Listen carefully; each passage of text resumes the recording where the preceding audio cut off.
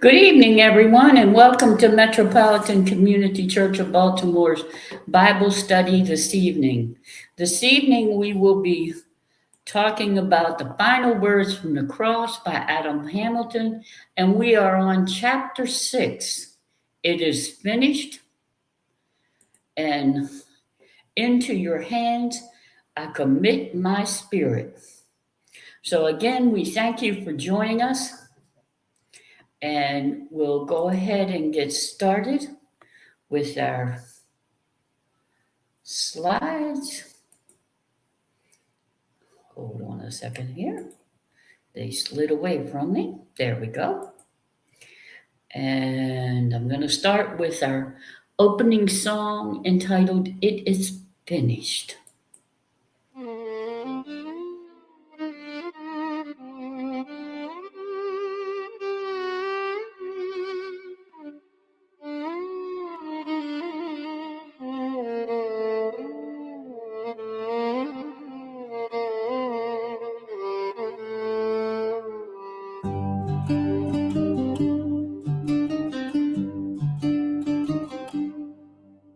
Take me back 2,000 years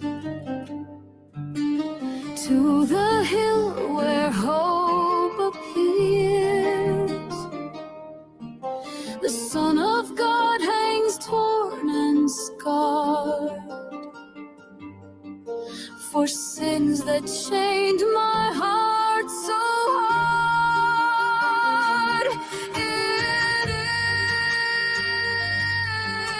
is finished.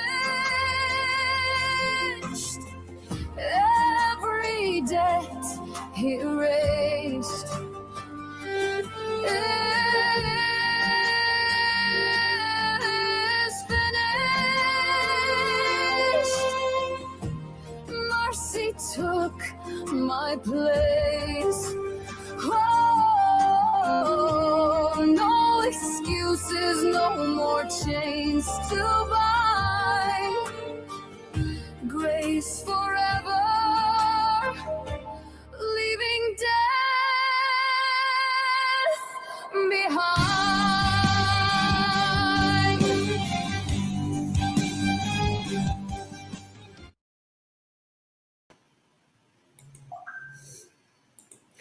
So, again, welcome to MCC Baltimore's Bible study.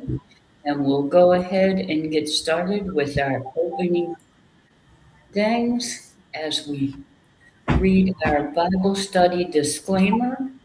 And Reverend Joanne, if you could read that for us.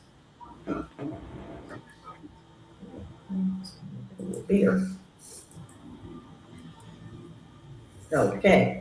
Metropolitan Community Church of Baltimore is an open and affirming ministry. The views, opinions, positions, or strategies expressed during our Bible study are not necessarily reflective of everyone in attendance or of Metropolitan Community Church of Baltimore. Metropolitan Community Church of Baltimore is not responsible for any legal actions or adverse consequences that might arise from a person's attendance and or comments during Bible study, live on Facebook, or any other form of social media. And Reverend Angie, if you could read our mantra. Yes. Good evening, everybody. If you could grab your word, however you have it, I have it in digital form tonight. And our Bible study mantra says, the Bible consists of many things inspiring accounts about God. However, it is not God.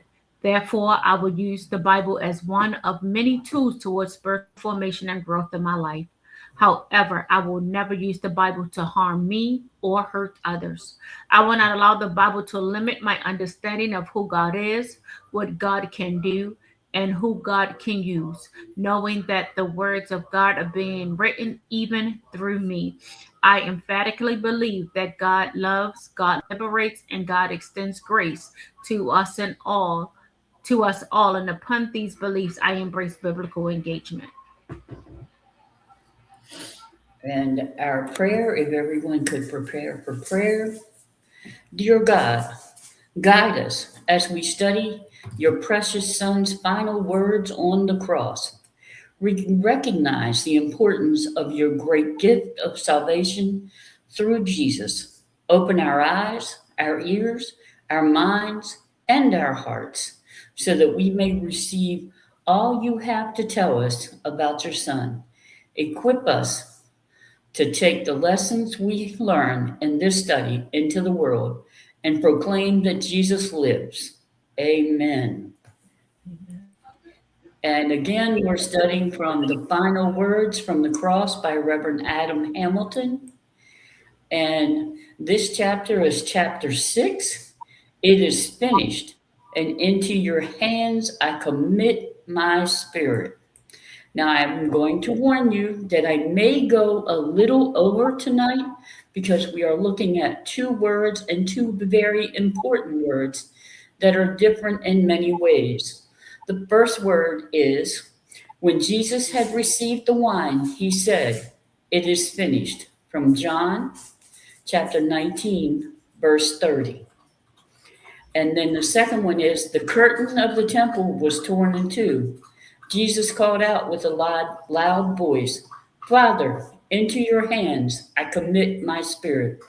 When he had said this, he breathed his last. The centurion, seeing what had happened, praised God and said, "Surely this was a righteous man." Now, as we've been doing, we have the opening narrative that Reverend Hamilton wrote that we will play for you now. It was a job for angry men.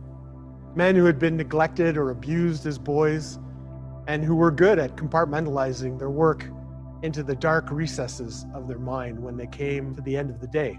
Our job, my job, was to brutalize men, to drive spikes into their hands and feet, to gamble for their earthly possessions, and then watch them die. And then we would go home and have supper with our wives and kids. Well, it was about 8:30 in the morning when we led Jesus and the others to Calvary that day. And I knew of Jesus. A friend stationed in Galilee told me how he had gone to Jesus and asked him to heal his servant. And Jesus never even touched the servant. He merely spoke a word, and the man was made well. My friend was convinced it was a miracle. My friend told me that Jesus was nothing like the typical would-be messiahs. He wasn't trying to raise up an army to drive us Romans out of the country. No. He taught the people to love their enemies, to pray for those who harassed them, and to turn the other cheek when soldiers like me struck them. I told my friend that we could use a few more like him in Judea. Yet, here he was, being marched to the skull, the place of crucifixion, after having been beaten and bloodied by my men, and believe me, they're good at their job. Yet as I looked at him, naked, the crown of thorns upon his brow, something felt different. For the first time in a long time, I felt a feeling of regret for what we were about to do to him. Yet, this was my job, and he was just a Jew. So I pushed back that strange feeling of compassion from my mind. And I gave the order for them to nail him to the cross. And it was my job to watch him throughout the day, and I couldn't help but overhearing some of what he was saying. He took the abuse hurled at him with dignity and strength. It was as if, with his crown of thorns, he really was king, and we were his rebellious subjects. Yet far from calling for our destruction, this king pled for our mercy. It was remarkable. I watched as the dark clouds rolled in at noon. It was a strange sight to behold, leaving us with an eerie feeling that lingered for hours. It was as if the heavens themselves were aware of the deeds we were doing. It started to get to me. Then a small earthquake shook the ground, and some people fled in fear, terrified that this might be a sign from God. Something felt dreadfully wrong.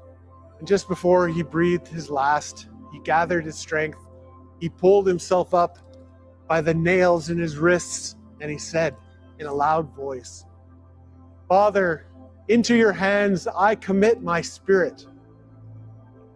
Then he bowed his head and gave up the ghost. It was the most remarkable death I had seen, and I'd seen many. I stood there looking at this man, and I was overwhelmed by a sense of fear. What had we done?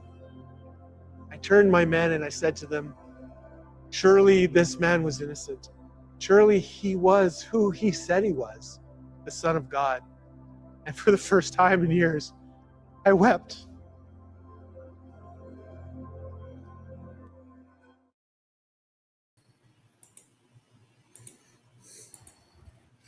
So, what does everyone think of that recording? That's pretty interesting to hear from that perspective. Because there is, some conflict in there, I think. Conflicted feelings. There's a job to do, but I think there also underneath are some conflicted feelings. I heard, go ahead, Reverend Angie. I was just going to say, I agree with Reverend Joe, and with, I realized that halfway through, he realized, this is what it is. This man is who he say he is. But again, I have a job to do. And if I speak out, go back to last week's message, if class, if I speak out, what's going to happen to me? So now I feel that he's carrying the weight of knowing that he crucified the innocent man, and that's why he's now weeping. I have to agree with you, and you really heard the conflict when he said, but I have a job to do. And that kind of got to me. And then at the end, he's like, this was a righteous man. He was innocent. He is a king because he could have brought all of these things down upon us. Yet he continues to cheer for mercy for us. So let's go ahead and get started. Tonight's Bible study is kind of in two parts because we're doing two words. The first one we're going to look at is "it is finished." Okay. Now, when Jesus had received the wine, he said, "It is finished." And that comes from John 19, verse 30, part A, which is, if you know what that means, and if you don't, I'm going to explain it. If there is a letter, that means that the verse has been divided into parts, and this comes from the first part of the verse. Now, Jesus, Reverend Hamilton tells us in the book, Jesus shouted one word, teleste, in Aramaic, recorded in John's Gospel by one Greek word, which means finished, or actually completed. But what was completed on the cross? Well, that's what we're going to look at tonight. What was completed on the cross? Now, I want to talk a little bit about metaphors. And a metaphor is a figure of speech that directly compares two unrelated things by stating one is the other, enhancing description without using like or as. It vividly illustrates complex ideas, evokes emotion, and aids comprehension, making writing more engaging. So, my first question is, what are some metaphors for Jesus' death?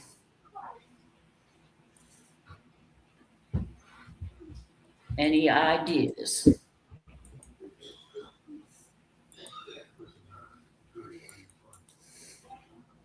Like grace, Anything else? mercy, I'm thinking, love, Sacrifice, mm-hmm. love. Now, Reverend Hamilton mentioned some specifically, and they were actually a little longer than that. An atoning sacrifice to save from sin, a substitutionary sacrifice to save from death, a demonstration of divine love for humanity, a model Christians are meant to look to in practicing sacrificial love, a compelling portrait of Jesus intended to stir the hearts of thousands more to come and follow him, a sign of God's ultimate triumph over death, and a dramatic reversal of the events of Eden following the disobedience of Adam and Eve. And in the book, he said that these could all be found in the Gospel of John, where he said John was actually very descriptive. Um, I had never thought of some of these, and I'm just learning that about the reversal of the events of Eden with the disobedience of Adam and Eve. And even though I knew it, I never truly understood it. And of course, with this Bible study, I've read more up on it. And I'm going to tell you now, you have to read the book and do some studying on your own to really understand. I'm not going to try to explain it because I'm still learning about it. Anybody want to comment on all of the metaphors for Jesus's death?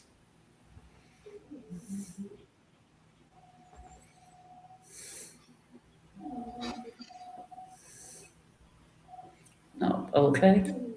We'll go on.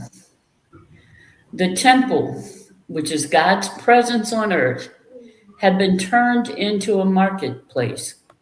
When Jesus saw how the people of Jerusalem had defamed God's presence, he predicted destruction of the temple.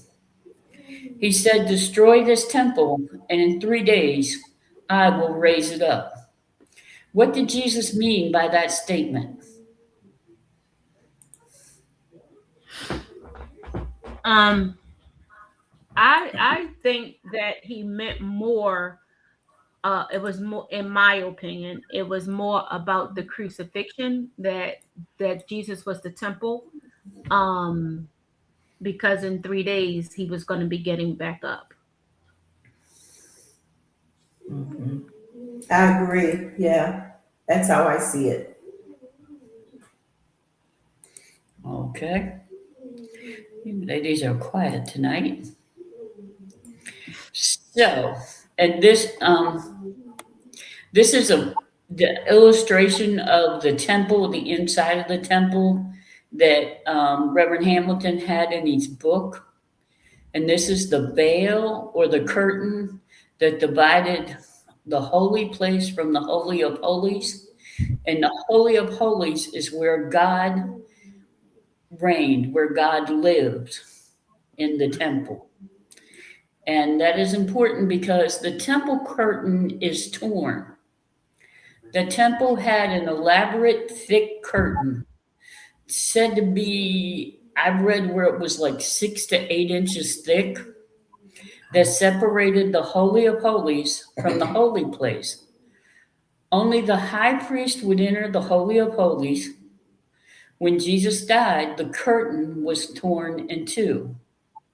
In addition to the tearing of the curtain in the temple, several other strange events occurred.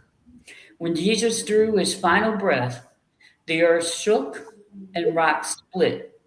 Tombs broke open, and the bodies of righteous people who had died came to life and were seen by many people.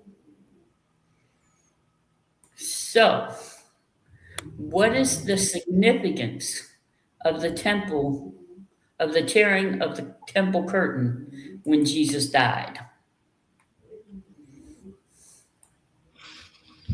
That at that point, um, that we didn't need somebody to pray on our behalf because Jesus was our direct connect to God. Um, that's what I'm guessing. What is it? There's a turn of the temple curtain when Jesus died. Like, yeah, so that part was torn down. We didn't need somebody to go to God on our behalf anymore because now Jesus was going to be sitting on the right hand of God for our behalf. I think I agree with you, Reverend Angie, that the tearing of the curtain, I think shows that the separation is no longer there. Maybe I think that perhaps that might be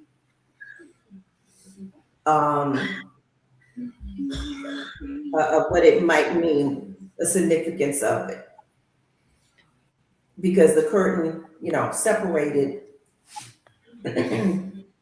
So I don't, I mean, there, what I'm saying, separated, provided a partition, I guess, as you will.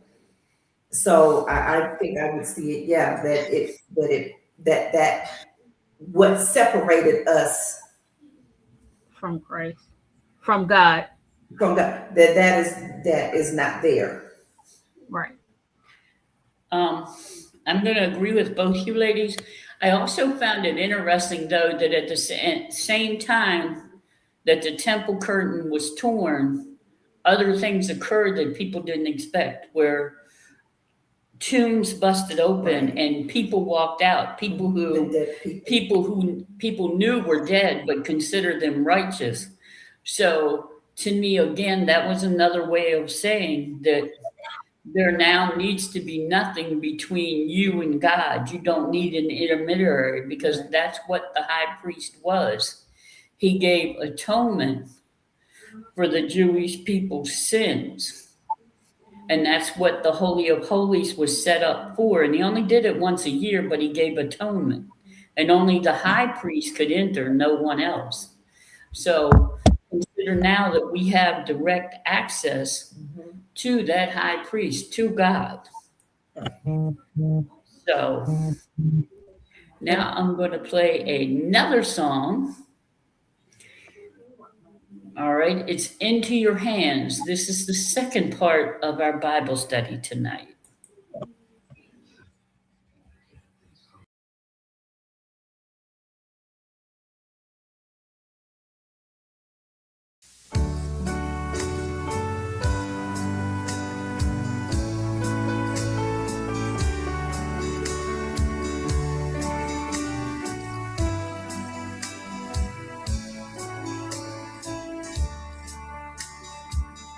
Into your hands we commend our spirit, O Lord.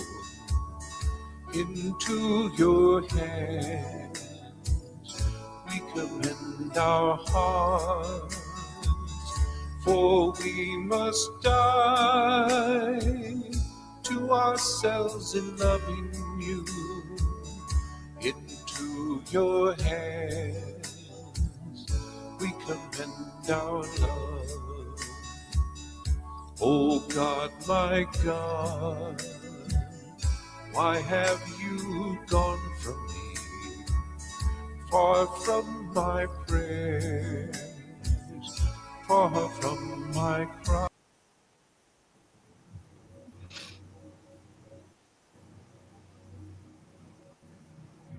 There we go. I had to take everybody out to take the song out. I'm sorry.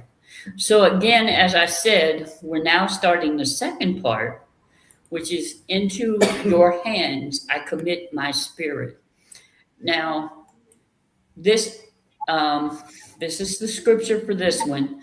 The curtain of the temple was torn in two. Jesus called out with a loud voice, Father, into your hands I commit my spirit. When he had said this, he breathed his last. The centurion, seeing what had happened, praised God and said, surely this was a righteous man. And this, of course, comes from Luke 23:43 through 47. Now, this statement that Jesus made actually comes from Psalm 31, verses 1 through 5, which I never knew until I read either this book or last year that this psalm, and where you don't have to read it, but you can look it up, and I'll actually read it. In you, O Lord, I seek refuge. Do not let me ever be put to shame. In your righteousness, deliver me. Incline your ear to me. Rescue me speedily. Be a rock of refuge for me, a strong fortress to save me. You are indeed my rock and my fortress. For your name's sake, lead me and guide me. Take me out of the net that is hidden for me. For you are my refuge. Into your hand I commit my spirit. You have redeemed me, O Lord, faithful God. And actually, what this was is this was, I'm not going to tell it until I ask the next question. Why would Jesus quote this very verse?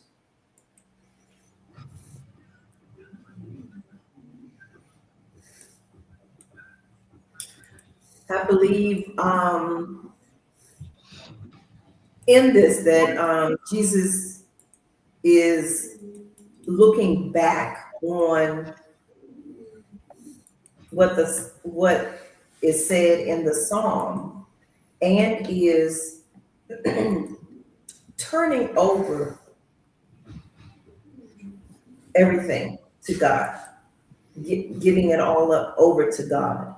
That he is committing his spirit, his essence, his life. He is turning over everything that is him and more over to God, I think. And he's hearkening back to what that psalm said in the other verses, other than 5, about the different ways that of what the psalmist says God had done. And so I'm believing that Jesus is hearkening back to that to show, like I said, that he's turning it all over to God. He's giving up what his spirit, what makes him, turning it over. And I think it shows us an example of when we turn our lives over, when we turn over everything, when we put our complete trust and faith in God, what happens, because God has been present for us in so many ways. And in doing that we don't have to fear that God is always there and is faithful.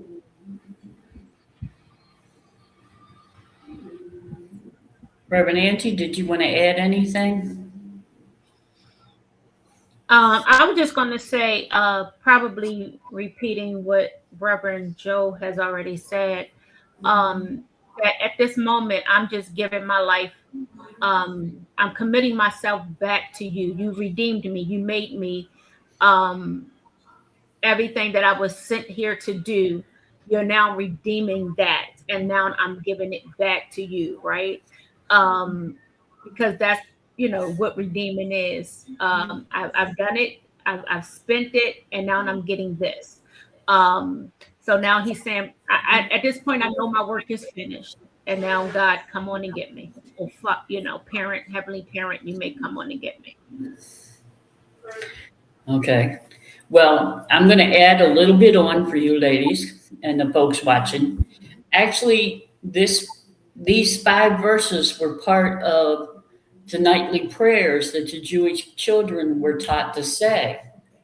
Into your hand I commit my spirit. So, in other words, um, I remember that I was taught the ending to a prayer, if I die before I wake, I pray the Lord my soul to take.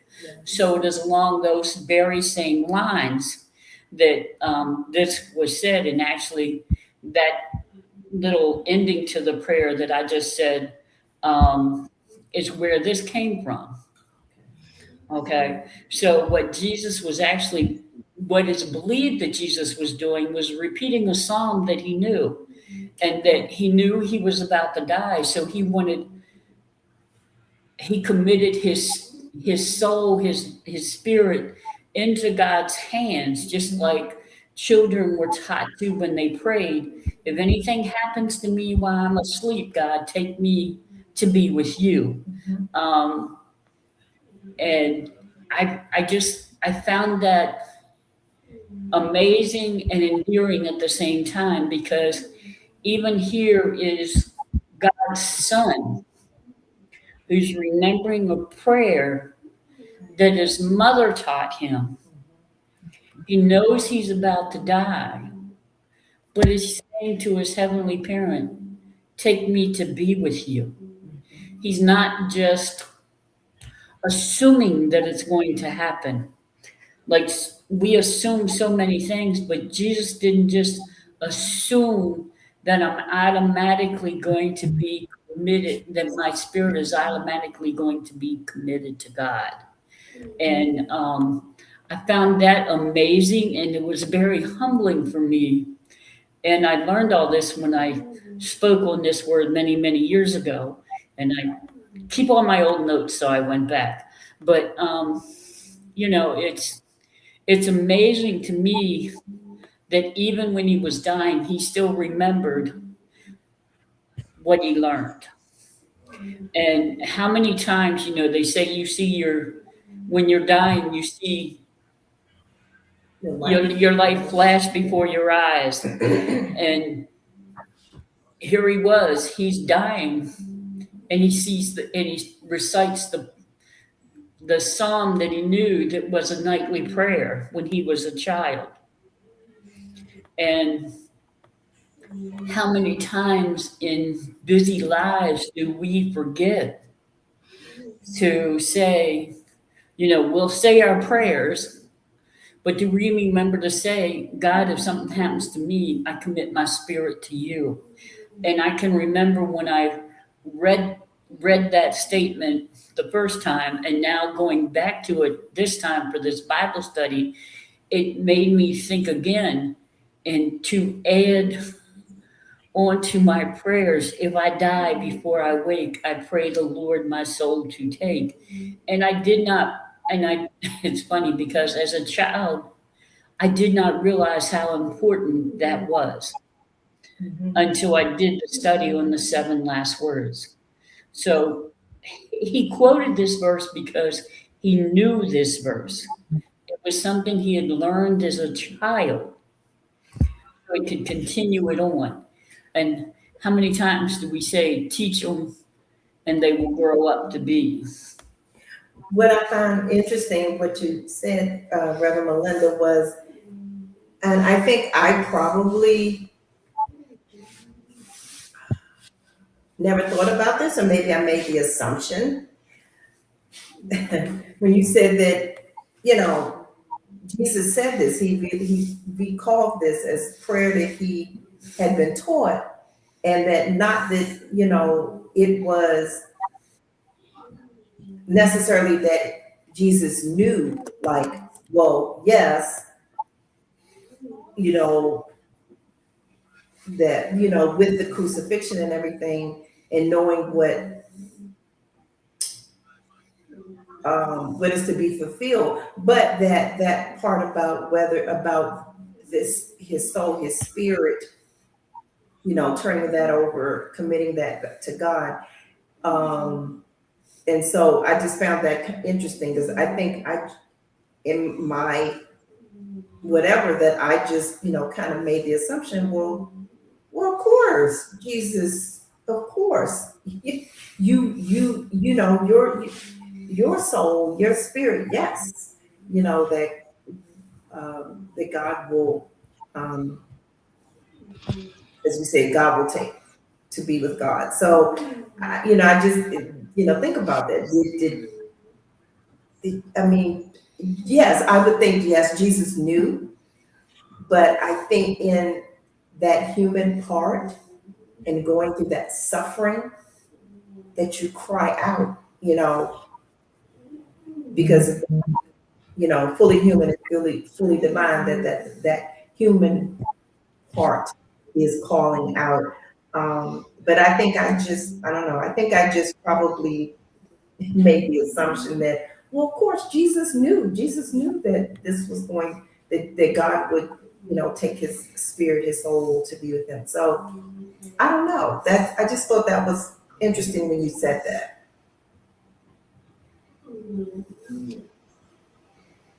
Reverend Angie, any thoughts? No, I'm just tying it all together actually. Like in my brain, I never thought about the kid prayer and the Mhm. prayer and making them and tying them together, you know. That is definitely a great take, and I thank you for that, Reverend Melinda. I'm just like sitting here wrapping it around my brain, like, wow, okay, they are. It's like reading it in a, you know, King James version, and then in the Good News. Oh, that's what it's really saying. Okay, so that thank you for that enlightenment. Yeah. Yeah, to have that explanation about that, because that was something I did not know about the Nope, prayer. nope, Yeah. not at all. Nobody ever told us. See, only because I had to preach on this word.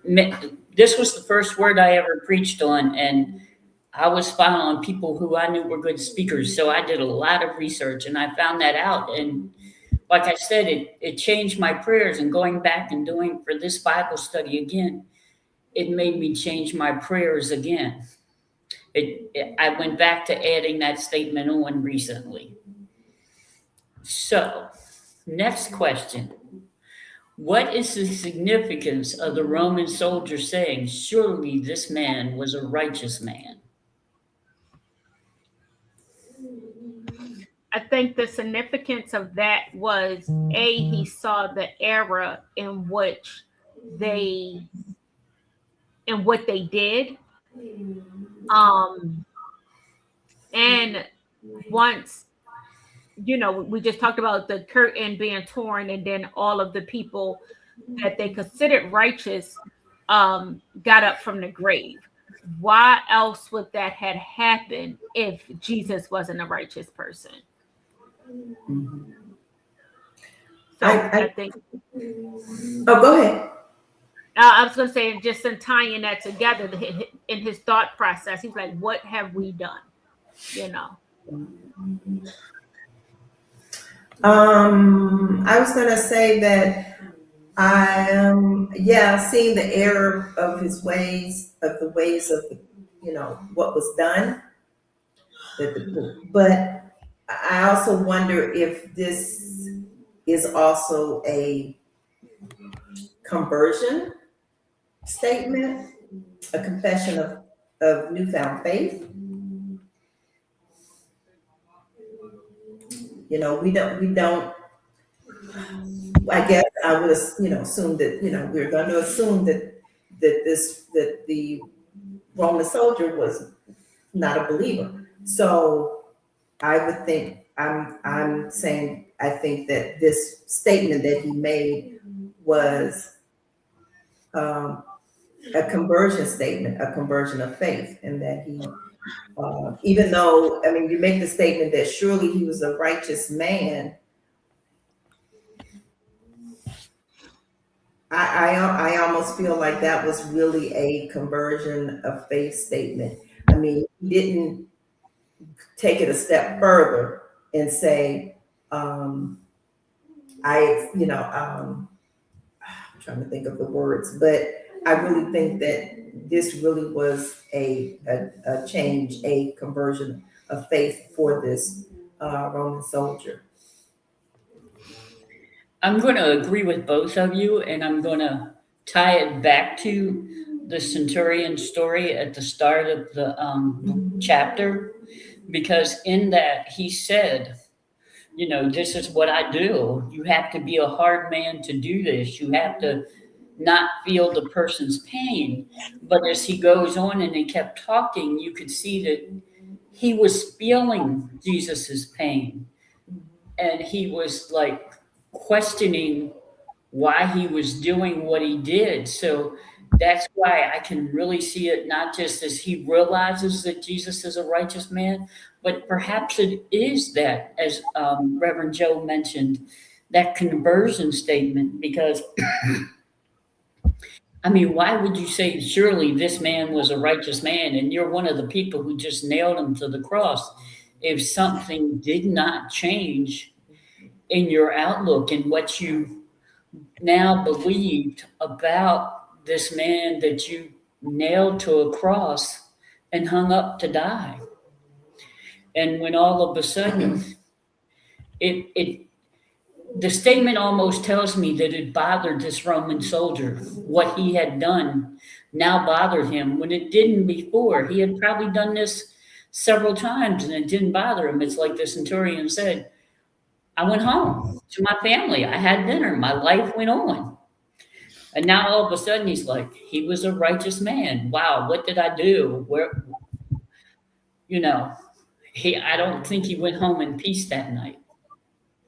And you know what, when you say that, it also makes me wonder, like the other people who were there, who were present at the crucifixion, who, of course, they didn't physically nail him to the cross, those people, but the people who were in the crowd who were, saying crucify him, and who, threw things and whatever all else. And you just wonder, after the things that happened at the end, the events with the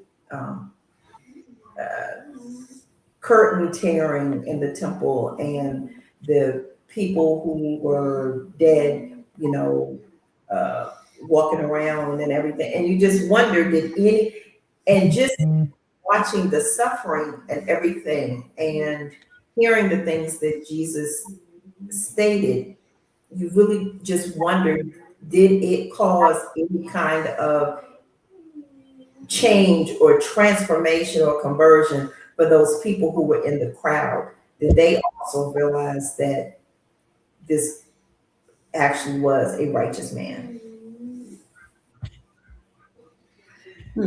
With you asking that question, Reverend Joe, it makes me think about Judas. All of a sudden he came back and he felt the guilt of what he had done.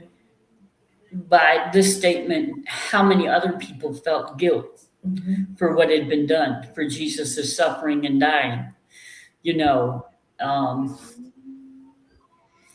anybody else who had participated in all of this now feel guilt and now see who Jesus truly was?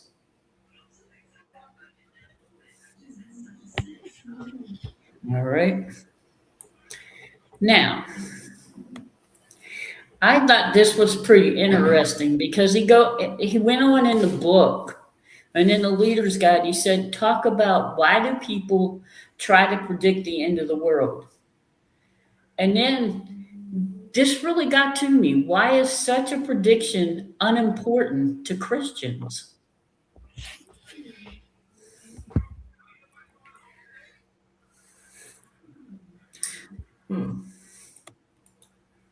Well, I don't know why people like to predict that.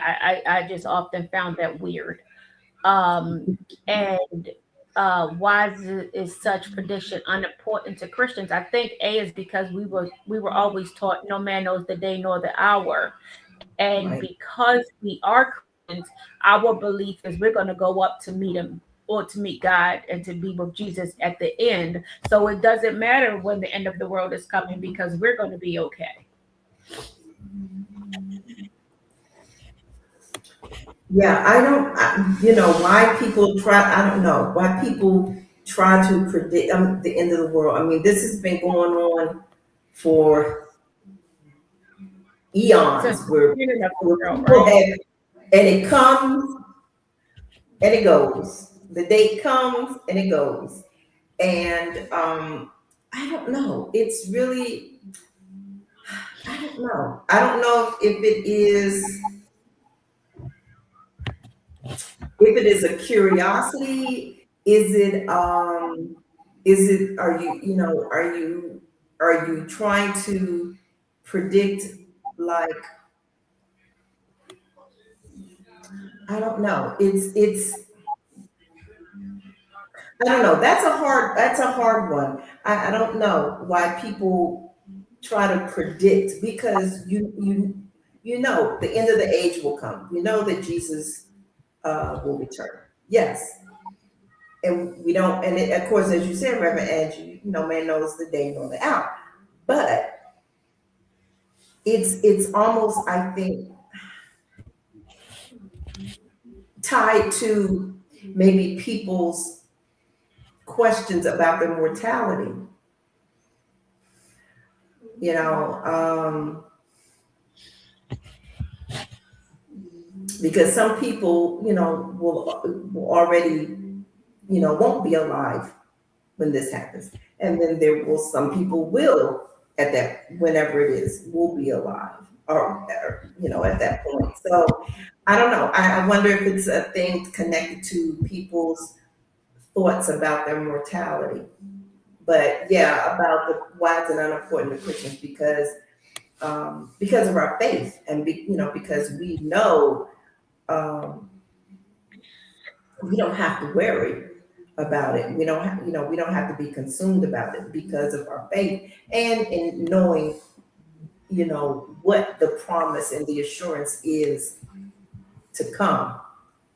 That we have that to look forward to. I have to agree with you both. And it's so funny because if you even think about it, the end of the world was predicted in the Old Testament even before Jesus was written about, before the Gospels and the New Testament occurred. But since his death, how many times has it been predicted? It's like you said, Reverend Joe, again and again. The date's given, the date left. The date's given, the date's gone. The date's given, the date's gone.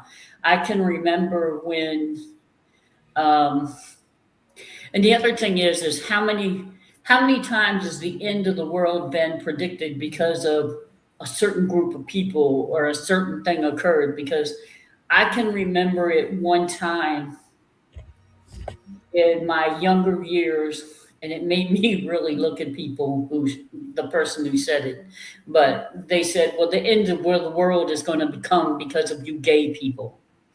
And I'm sitting there and I'm going, okay, well, how do you know? Well, da da da da da. And then if you think about it, when President Barack Obama was elected, oh, he's the Antichrist, the end of the world is going to come. And why is it unimportant? Because I have something better. I have Jesus. I don't need to worry about when the end of the world is going to come. I need to worry about right here and right Right. now, Right. Amen. because I don't know when the world is going to come. I don't even know when I'm going to die. So why am I going to worry about that when in the Bible, God tells us, worry about here and now. I'll take care of the future. So, and it's like Reverend Angie said, we're told we're not going to know the date or the time. So if I'm not supposed to know the date or the time, why am I trying to predict something that is beyond my knowledge? So, and then Okay. every time, and then like you said, Reverend Melinda, every time anything happens, oh, these are the end times. I've been hearing that all of my life. Every time something, oh, this is it's always it's 80 degrees in the wintertime. This is the end times. These seasons are running together. Jesus on his way back, and Jesus has been on his way back for over 2,000 years, right? So it it's just crazy how it just, whenever we see something, and I say we as people, we automatically associate it with the end of time. How true. Mhm. Trying to be the predictor that God did not want us to be. Hmm. It's not our job. All right. So, our next questions. How do you express your love to your family members, and how is it similar to and different from the love that Jesus expressed on the cross? Remember, similar to and different from. I tell them that I love them. Um, I show them that I love them in service and in acts.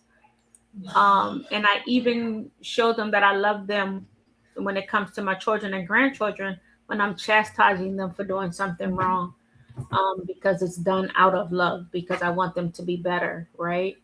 And I think that's similar. Or when they do something wrong and the punishment is not as severe as it should be, because you're giving them a little grace. And I had to give y'all girl Eden some grace because she got into an argument with a young lady at the school, a girl in her class, and she was like, and that's why you, and if you don't know, her dad's one of our custodians. And she said, and that's why your dad's the custodian. And Eden was like, well, at least I know my dad.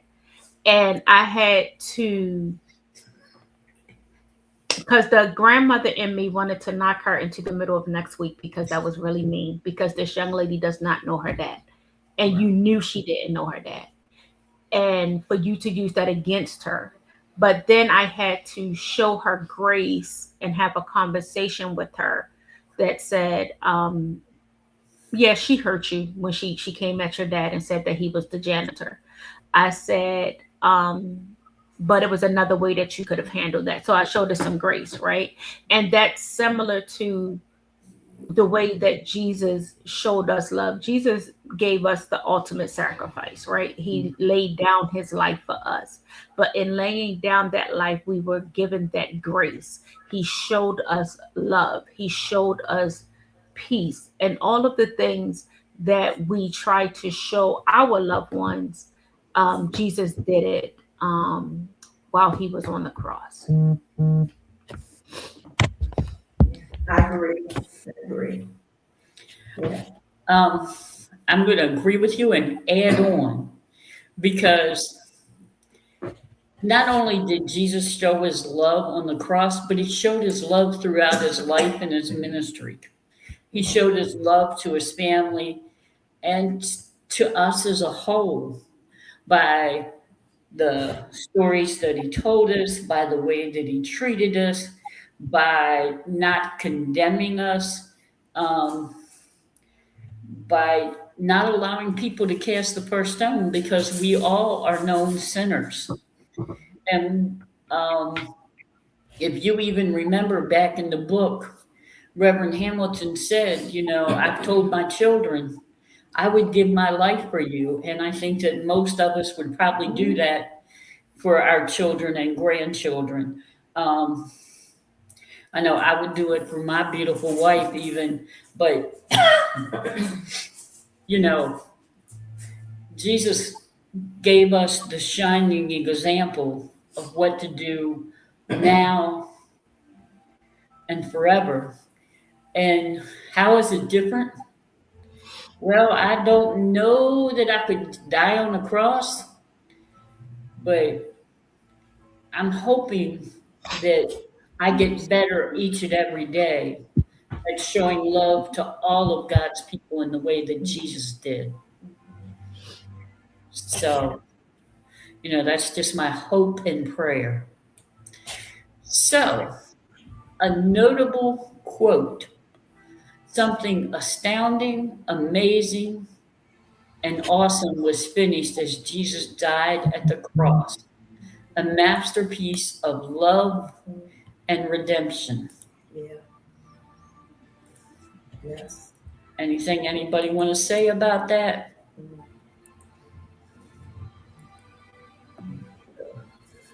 it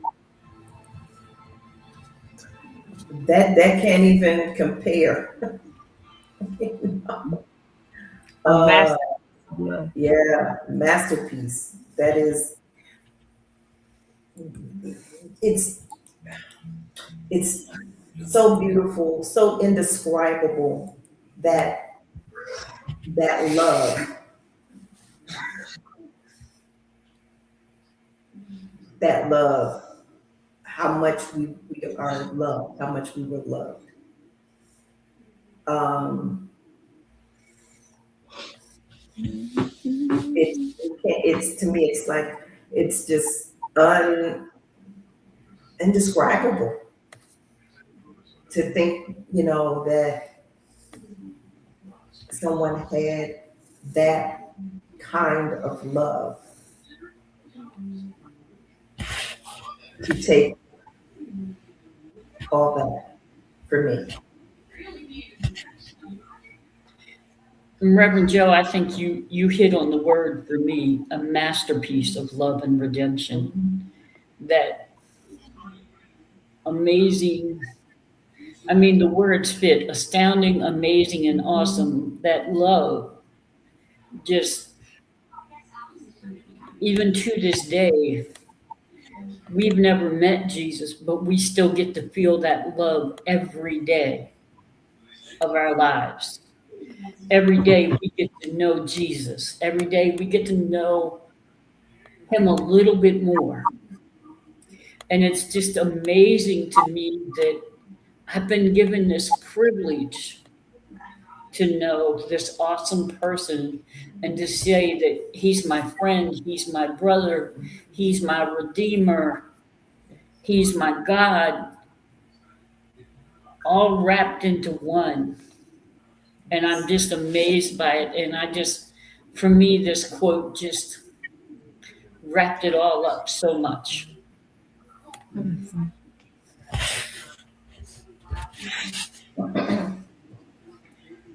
All right. Closing thoughts and conclusions. I think my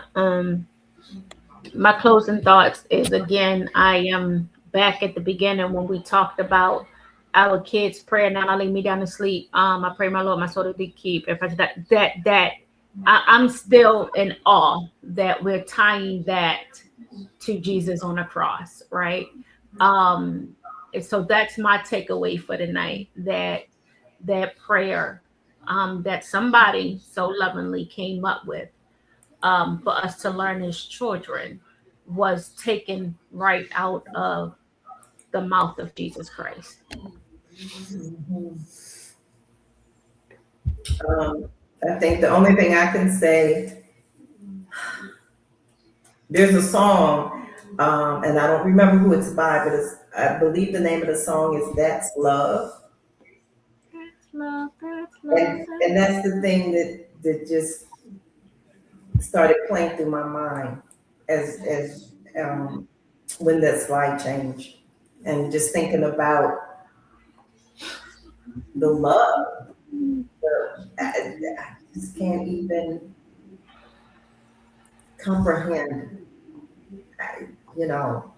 And so, um, the kind of love, that kind of love, that is once, once, once in a lifetime. I don't. When I say that, I mean because of the crucifixion, the death, the suffering and death and resurrection. But I mean also,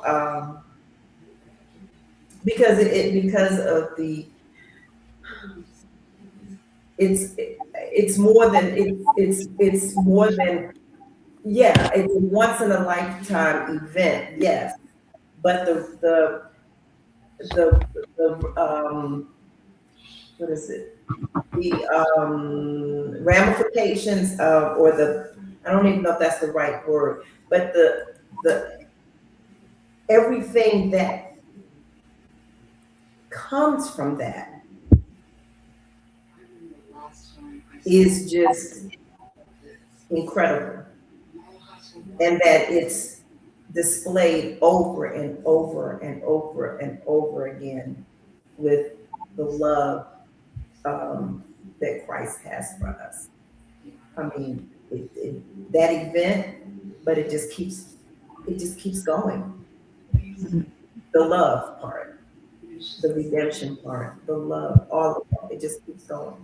And I think for me, it goes back to the quote that Reverend Hamilton put in his book and said was a notable quote, that something astounding, amazing, and awesome was finished as Jesus died on the cross. It was a masterpiece of love and redemption. Where else are we going to find that kind of love? And to think that I have a little bit of that living inside of me as I walk around this world. And I may never reach that kind of love that Jesus did. I may never be that far along in my life, but I am going to strive every day of my life to try to get there, because the love that Jesus gave for us and has for us is truly amazing to me. Yes. So, some key thoughts that they gathered from the chapter. In the cross, we see that we are sinners in need of saving.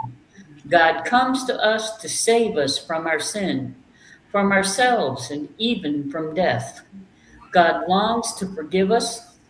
He suffers for us.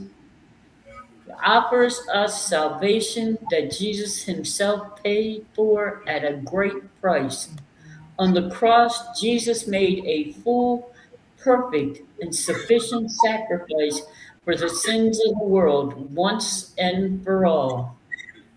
Jesus' last words were not a cry of defeat or surrender, but a proclamation of victory. Jesus' dying words were a prayer of absolute trust in God. Now, guess what I'm going to tell you? That yes, we have finished all of the words, but we haven't finished the book.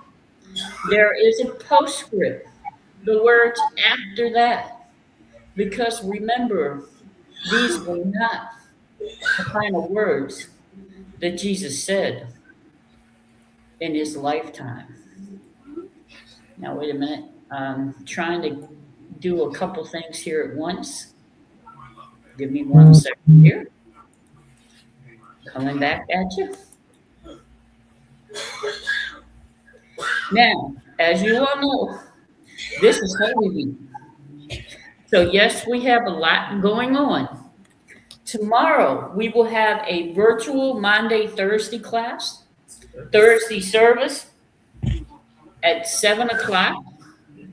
Good Friday, we will have a virtual service featuring the 7 last sayings of Jesus from the cross at 7 p.m. And then Sunday, we want you to join us in person for Resurrection Sunday service. In person, remember, not online, in person at the Aurora in Mount Vernon at 202 East Madison Street. And that will be at 10 a.m. And then now, if you could join me for our closing prayer.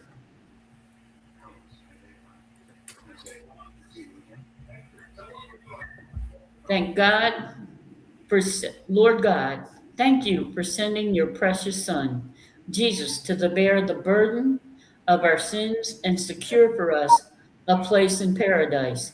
Thank you for the beauty, the majesty, and the wonder of the cross. Thank you that it was for me. Guide us as we take into the world the lessons we have learned through this study of Jesus' last words. Allow these words to shape our lives as we follow in the footsteps of our crucified King. May my daily prayer be, into your hands I commit my spirit. Yes, Lord, into your hands I commit my spirit. Amen. Amen. Again, thank you for joining us, and we hope to see you again tomorrow.